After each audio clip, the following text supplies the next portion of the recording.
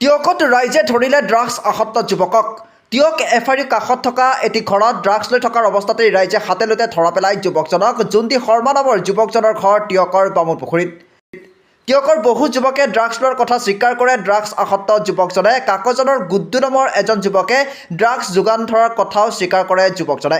আৰু টিয়ক আৰক্ষীয়ে ড্ৰাগছ আসক্ত যুৱকজনক আটক কৰি টিয়ক থানালৈ লৈ যায়। পুনৰ জনাইছোঁ এই মুহূৰ্তৰ এটা গুৰুত্বপূৰ্ণ খবৰ। টিয়কত ৰাইজে ধৰিলে ড্ৰাগছ আসক্ত যুৱকক।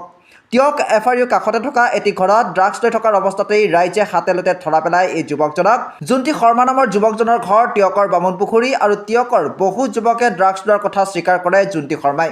কাকজানৰ গুড্ডু নামৰ এজন যুৱকে ড্ৰাগছ যোগান ধৰাৰ কথাও স্বীকাৰ কৰে যুৱকজনে। টিয়ক আৰক্ষীয়ে ইতিমধ্যেই ড্ৰাগছ আসক্ত যুৱকজনক আটক কৰি টিয়ক থানালৈ লৈ যায়। News 6 report. নাম জোন্টি শৰ্মা, মোৰ ঘৰ বামুণপুখুৰী। ইয়াত মানে আমি ভাড়াঘৰ এটা মোৰ লগৰ এজনে লৈছিল। তেওঁ জানিব কিয় লৈছিল, কাৰণ ময়ো মানে থাকিম বুলি ভাবিছিলোঁ। আৰু তেওঁলোকৰ ধাবা এখন আছে, তাতে বোলো কাম কৰিম সেনেকৈ বুলি আহিছিলোঁ। আজি 4 দিনমান হৈছে অহা। কলিয়াপানীত ধাবা এখন আছে, সেইখন তাতে কাম কৰিবলৈ কাৰণে আহিছিলোঁ। লোৱাটো হয় বাৰু, কিন্তু মই বিকা মেলা এইবিলাক নকৰোঁ। এই ধৰক কাকজানতো পায়, তাৰপিছতে আৰু আছে সেইফালে ল'ৰা তেনেকৈ দিয়ে, আনি খাওঁ।